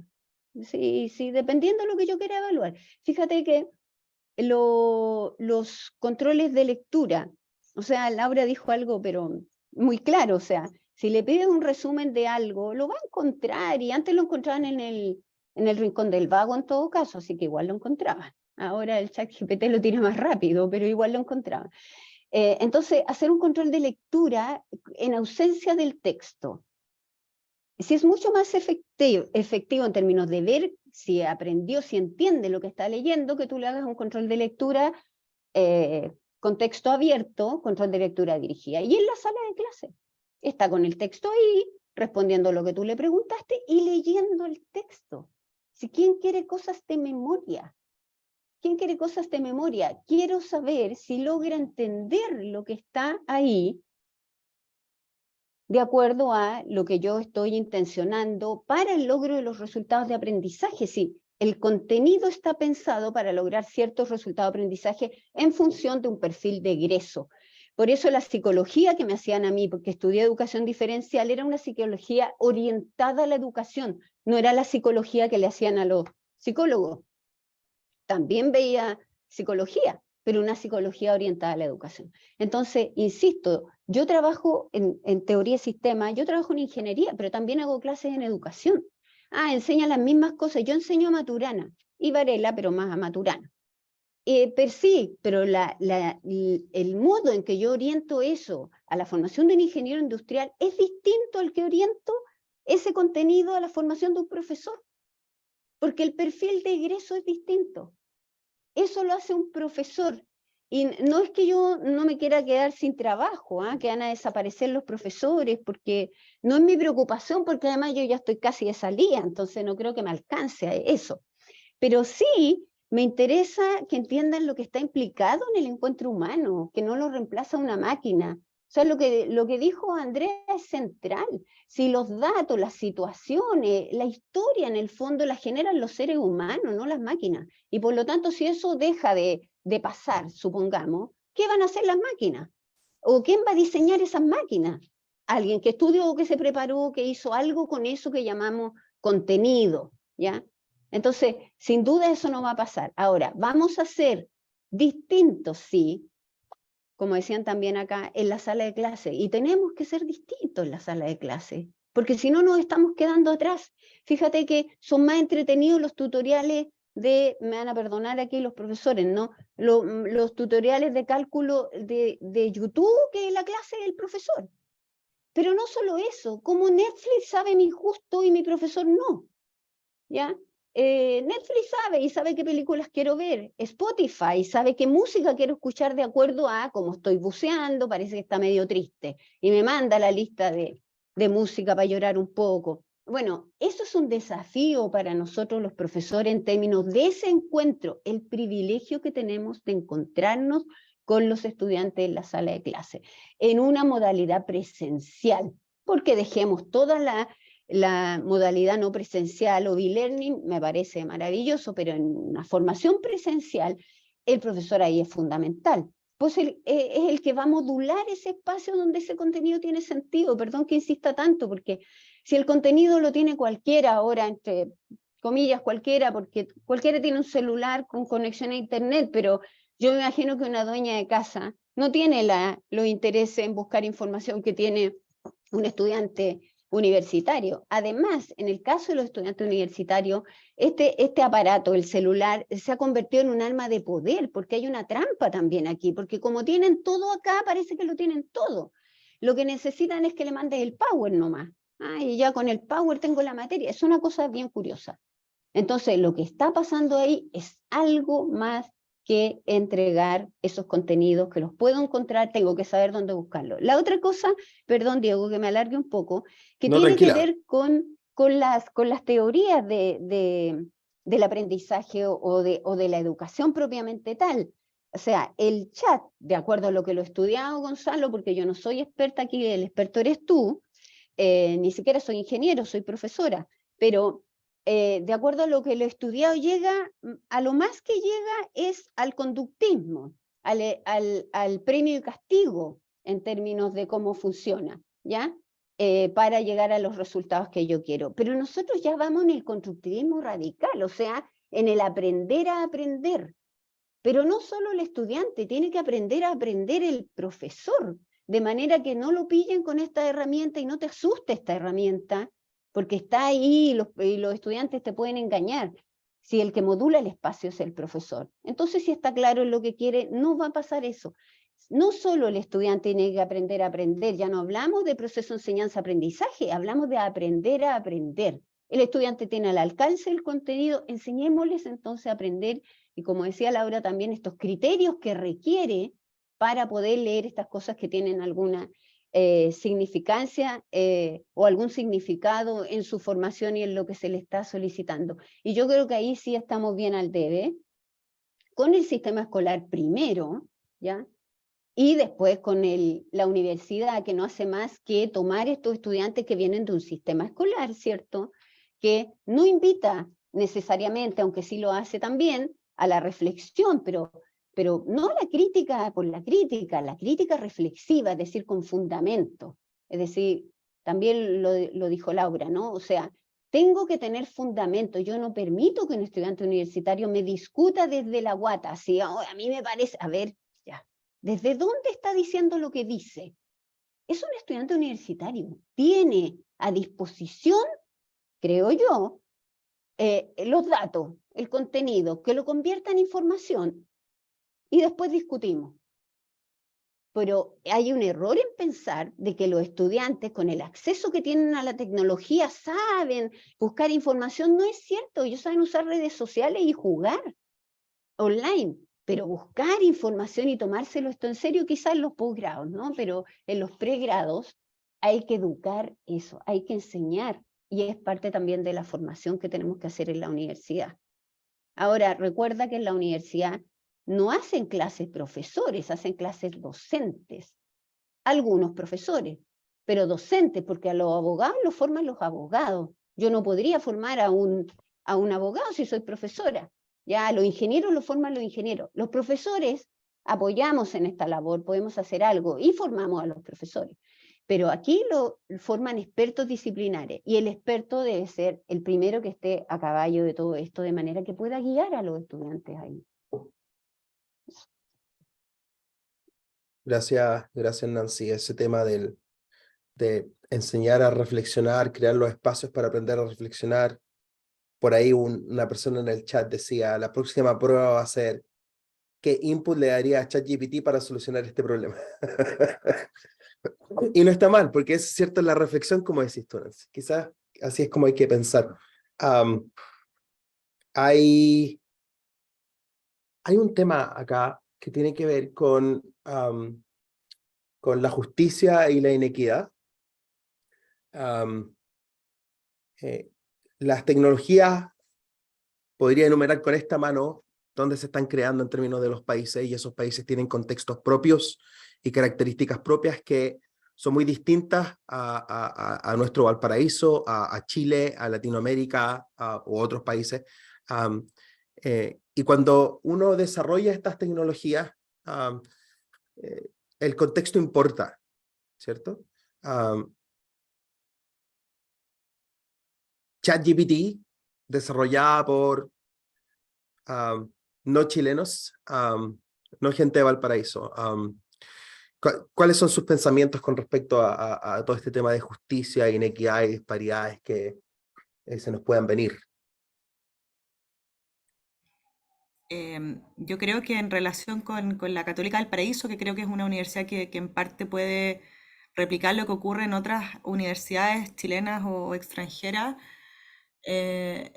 puede que uno de los desafíos por igualar la cancha o darles más herramientas a los alumnos pasa por justamente introducir en el currículum asignaturas que tienen que ver con estas temáticas. O sea, yo recuerdo que hace ya varios años se identificó como un problema el hecho de que los alumnos no supieran inglés, por ejemplo, que llegaran desde el colegio a la universidad sin saber inglés o con un inglés demasiado elemental. Y entonces se pensó que era necesario introducir asignaturas de inglés dentro del currículum de distintas carreras.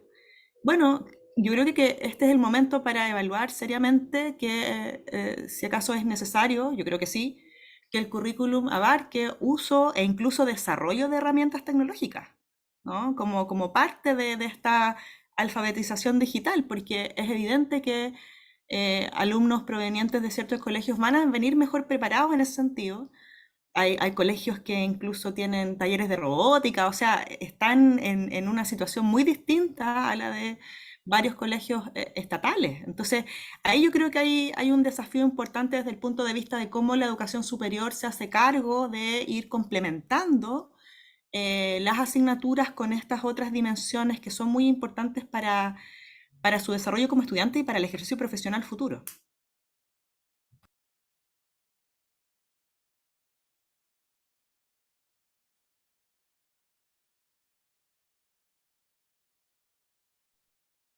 ¿Alguien más quiere aportar algún Sí, pensamiento me con gustaría a respecto? propósito de que Laura dijo, se refirió y además hay alguna inquietud aquí en el chat acerca de qué competencias tenemos que desarrollar y, en el mundo de las competencias, ¿no? Y tenemos muy claras las competencias profesionales, disciplinarias, etcétera, porque tenemos un plan de estudio que nos lleva a todos orientados a un perfil de egreso en particular.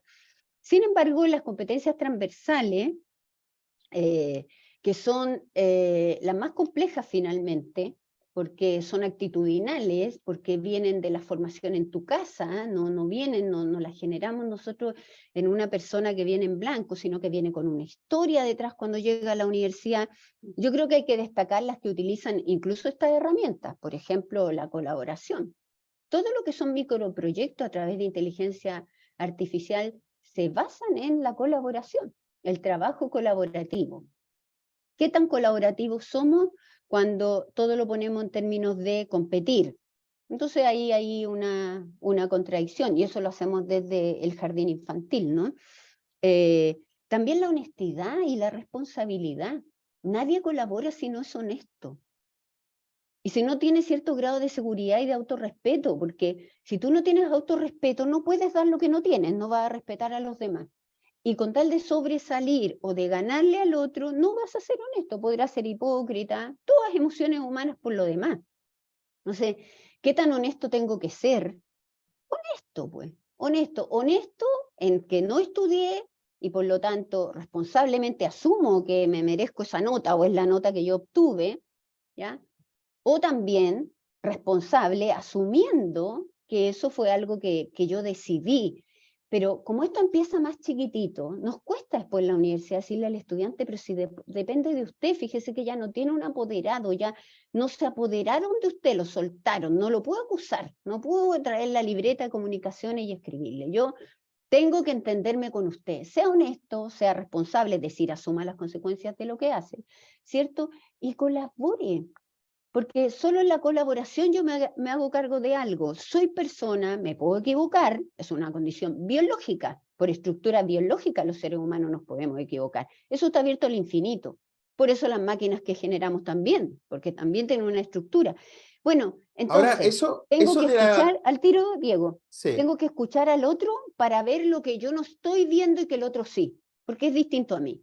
Perdón, sí, Diego. No, tranquila, tranquila. En el tema de la colaboración, está bien colaborar, pero no debería haber un poco de competencia en el cual yo informe con quién colaborar o con quién no, porque si yo voy colaborando con todos, no llego a nada también, ¿no? Depende de lo que tú quieras. Voy a volver a lo mismo. Hay gente que no colabora porque no quiere que el otro se luzca. Tiene miedo a desaparecer al Ya, lado del perfecto. otro. Entonces no Ya. colabora.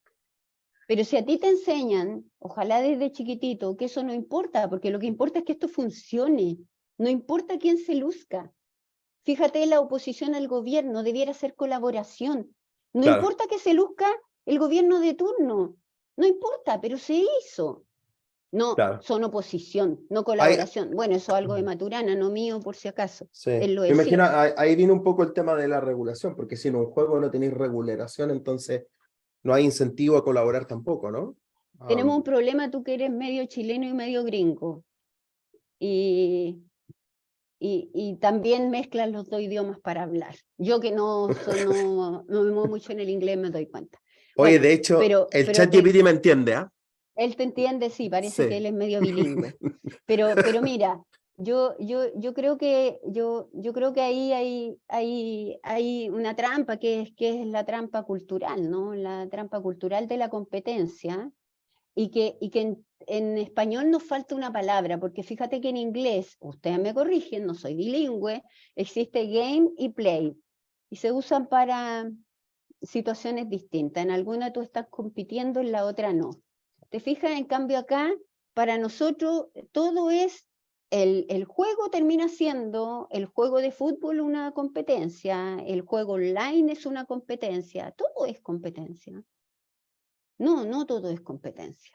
Entonces, si le decimos al niño que él tiene que sacarse la mejor nota, lo estamos haciendo competir desde chiquitito, ¿no?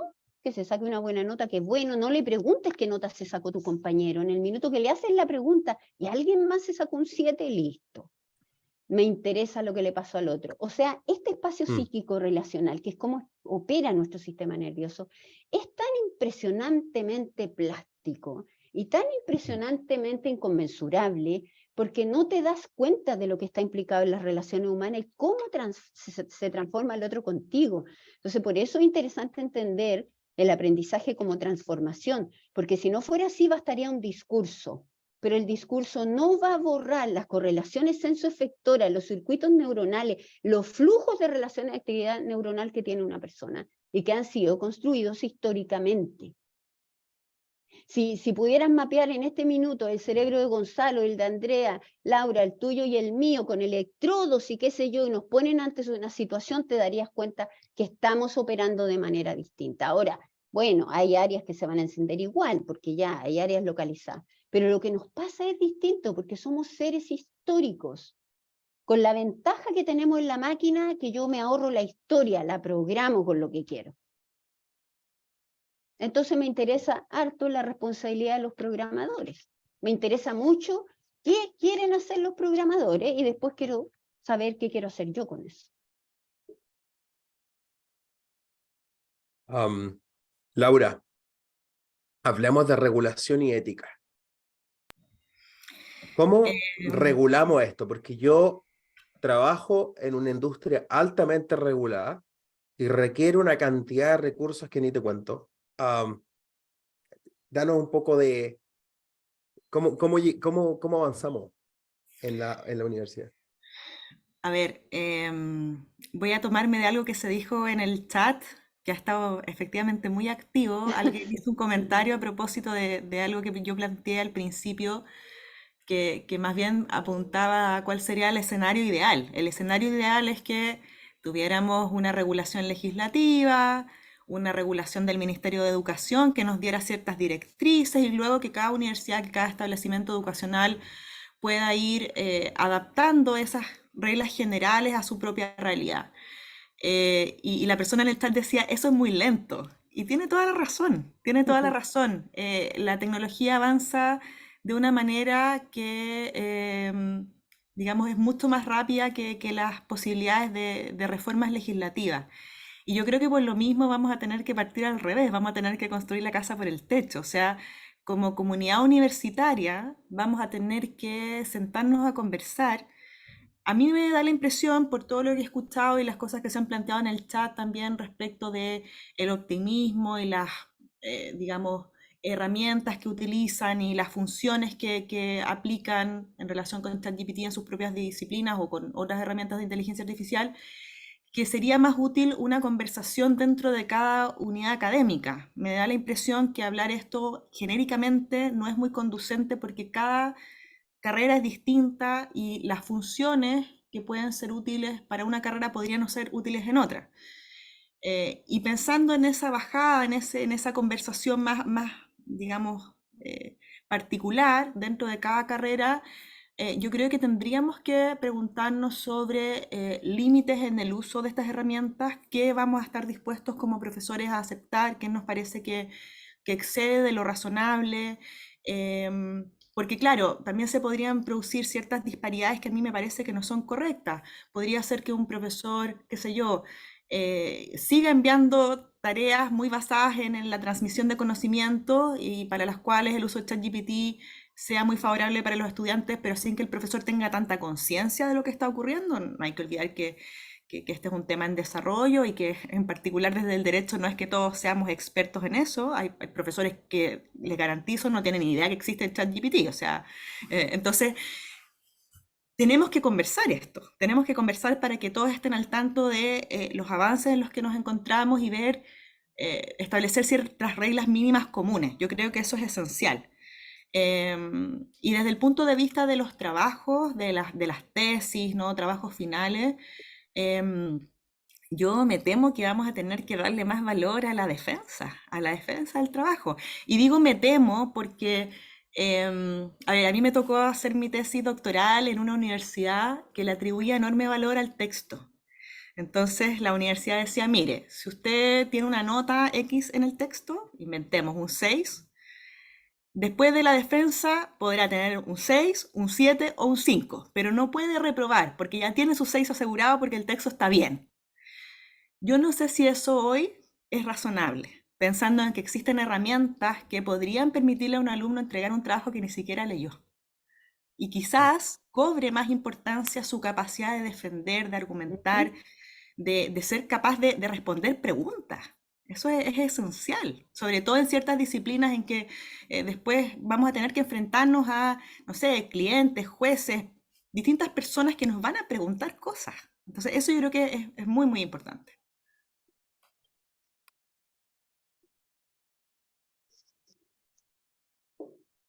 Tocaste en unos puntos súper interesantes, Laura, porque más encima iba a hacer esta pregunta, que me va a disculpar la persona que la hizo, pero la voy a preguntar textual y esa persona va a saber cómo las casas de estudio deben reinterpretar el proceso de formación en las disciplinas con la integración de la inteligencia artificial. Y es el llamado más o menos que está haciendo Laura, ¿cierto? Júntense las escuelas, empiezan a conversar.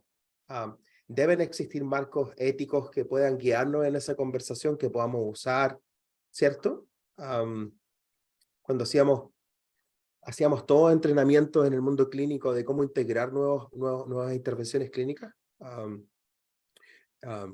Y de pronto esas son las conversaciones que hay que empezar a tener y mirar a nuestra práctica como profesores, un proceso experimental.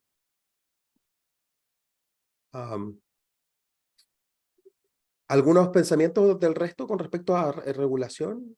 ¿Miedos, temores? Yo quiero decir una cosa que me pareció magistral que dijo Laura, y concuerdo absolutamente con ella. Existe metodología de la evaluación, así como hay metodología del aprendizaje, ¿no? Y en la metodología de la evaluación no hay un instrumento mejor que otro, no hay una modalidad mejor que otra, todo depende de lo que tú quieras con tu evaluación. Entonces, ella a mí me parece muy, muy claro y muy interesante lo que decía en términos de que puede hacer un escrito maravilloso, y no sé si utilizó alguna herramienta o si lo ayudó su papá, que es abogado, a hacerlo, pero él lo tiene que defender acá, él me lo tiene que mostrar, él tiene que apropiarse, ¿ya? Y es lo que pasa con los trabajos en grupo, a propósito de todo lo que están diciendo aquí de los trabajos en grupo. Ocultan al que no hace nada, son 5, trabajan 2, trabaja 1, trabajan 3, y el resto pone el nombre. Y después lo disertan, ¿no? Si lo disertan, pero hacen lo que yo le llamo un Frankenstein. Cada uno hace una parte y diserta su parte, pero tú lo sacas de su parte y ya se perdió. Pero ahí hay solamente una falla metodológica. Hacen el trabajo, ustedes verán cómo lo hacen, yo decido quién empieza a disertar, yo lo interrumpo a usted y le digo a su compañero que siga, yo le hago una pregunta a su compañero de lo que usted está exponiendo. O sea, es metodología de la evaluación. Y no se te puede ocultar ningún estudiante ahí, porque van a tener que dar cuenta de lo que hicieron en grupo. Que ojalá fuera en equipo y no en grupo, pero de verdad que hay que considerar el modo en que evalúo, y me parece fantástico que en derecho, que tienen que consultar tanto y tienen que escribir y que, perfecto, que si hay una herramienta que les sirve, perfecto, pero usted me tiene que dar cuenta de todo esto, tiene que respaldarlo. Usted tiene que saber lo que hizo y las implicancias que tiene esto que puso acá. Eso es un tremendo trabajo. Si se lo facilitó el chat, qué bueno, ¿ah? Pero él tiene que dar cuenta de lo que aprendió.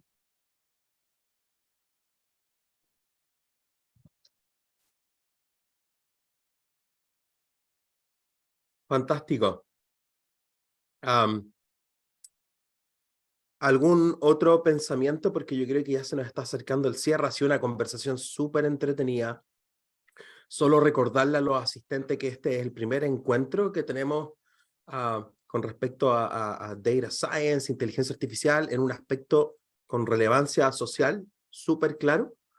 La idea es seguir teniendo estos conversatorios y bueno, como una buena conversación me ha creado más preguntas y más ideas de futuros conversatorios, así que yo estoy súper contento por mi lado. Ahora voy a dejar el micrófono abierto a ver si Andrea, Gonzalo, Nancy, Laura, les gustaría dar algunos pensamientos finales.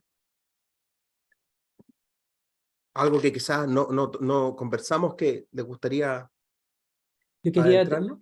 aquí como siguiendo la discusión y un punto quería hacer, sí, estoy muy de acuerdo con el tema de la evaluación y claro, como esta tecnología es una tecnología de texto hasta ahora, entonces sí, me parece muy buen punto en términos evaluativos como el ir más allá de como lo que se pueda como leer, ¿cierto? Como por ejemplo a través de las evaluaciones orales o de manera como poder asegurarme que hay respuestas o que no fueron hechas por esta herramienta, y lo digo sobre todo porque, bueno, y lo decían en el chat de que se podría como detectar si hay plagio o si hay uso de inteligencia artificial. Y el punto que quería hacer, y que tiene que ver con lo que estaba leyendo últimamente, es que pareciera ser que no, en verdad no se puede. O sea, estos métodos son, mientras más sofisticados son, es más difícil como discernir si es que esto fue hecho por una inteligencia artificial o por un humano. Entonces, si el punto es que no es una alternativa acá pensar que va a haber como un detector de plagio, básicamente. Entonces hay que ir más allá, ¿no?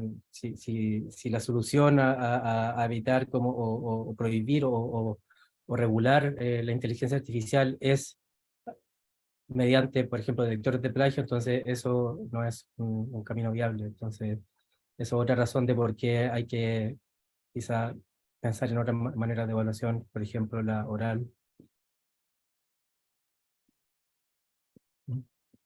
Buenísimo. Sí, Ya me pues, gustaría, ¿puedo Laura, decir adelante. algo Sí, breve? por supuesto. Sí, yo creo que ChatGPT nos ofrece una oportunidad para pensar en una cuestión que es bien profunda a nivel universitario y que tiene que ver con lo siguiente. A mí me toca hacer clases fundamentalmente de pregrado, de alumnos que están estudiando para ser abogados y en magíster. Y es increíble la diferencia desde el punto de vista de lo que buscan los estudiantes, porque los alumnos de magíster normalmente, obviamente hay excepciones, pero normalmente cursan un programa porque necesitan aprender, porque necesitan esas herramientas para aplicarlas día a día en su desarrollo profesional. Y por eso se toma muy en serio el posgrado. Yo creo que nos falta mejorar en transmitirle a los alumnos por qué eso que están estudiando puede ser luego importante, útil en su desarrollo profesional. Hay muchos alumnos, a todos nos ha pasado, que cursan una asignatura para aprobarla. O sea, ingresaron y la finalidad es aprobar. Como sea, da igual. Si es con ChatGPT, si es con plagio, si es copiando al compañero en la prueba, si es no haciendo nada en el trabajo grupal.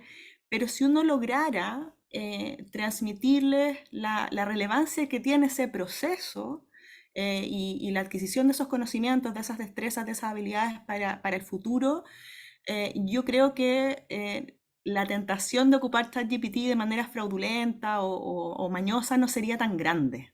Y bueno, evidentemente que eso nos convoca a mejorar en ese punto, ¿no? Hacer que cada asignatura sea más significativa, que sea más, que le haga sentido al alumno. Súper. Andrea, Nancy, ¿algo que decir? ¿Todo bien? Yo por mi parte también recalcar un poco el tema de los sesgos, porque sí que hemos hablado mucho de que nosotros como expertos en una materia podemos ser conscientes de los fallos que tiene ChatGPT, pero es verdad que los sesgos, somos víctimas de los sesgos por nosotros mismos, por naturaleza, ¿no? Entonces hay veces que los sesgos que introduce ChatGPT pueden pasar desapercibidos y creo que también es importante tener conciencia de ellos de cara a poder utilizarlos responsablemente. Ese es un temazo al cual nos faltó conversar mucho. Probablemente un próximo conversatorio deberíamos adentrarle todo el tiempo que se merece porque es muy importante el tema de no replicar cosas que pueden estar recopiladas en los datos que no son buenas. Bueno, con Diego, eso, Nancy, adelante, Diego, una, please. una cosita bien corta. Dígame. Yo no proyecté ninguna imagen, no es competencia, pero yo quería mostrar algo, si tú me permites, Bueno, creo que ya Nancy, estáis adelante. compartiendo, ya la puse. Sí, ya lo vemos ya. Ya la puse, pero quería mostrar que así es como aprendemos los seres humanos. Ustedes pueden interpretar la imagen, no la voy a interpretar yo, pero los adultos nos especifican un mundo y partiendo desde la casa, de acuerdo a lo que ellos han vivido, eso es lo que está implicado. Bueno, en el sistema escolar y en la educación superior indudablemente hay una intencionalidad, hay un perfil de egreso y un plan de estudio, pero así nos vamos transformando en la convivencia y por lo tanto eso es lo que está implicado en cualquier aprendizaje, haya o no tecnología de por medio. Y como decía Andrea con su último comentario de los sesgos, sin duda, porque somos seres históricos, tenemos gustos, preferencias, posiciones políticas, condición sexual, religiosa, etc. ¿Cómo no va a estar eso implicado en todo lo que hacemos, en lo que distinguimos, en lo que preguntamos? Y además somos profesionales de un área y manejamos ciertas cosas en esa área. Y digo además porque somos seres humanos. Entonces estamos implicados en todo. Eso, Diego, muchas gracias por dejarme compartir. Gracias por la interesante y profunda imagen.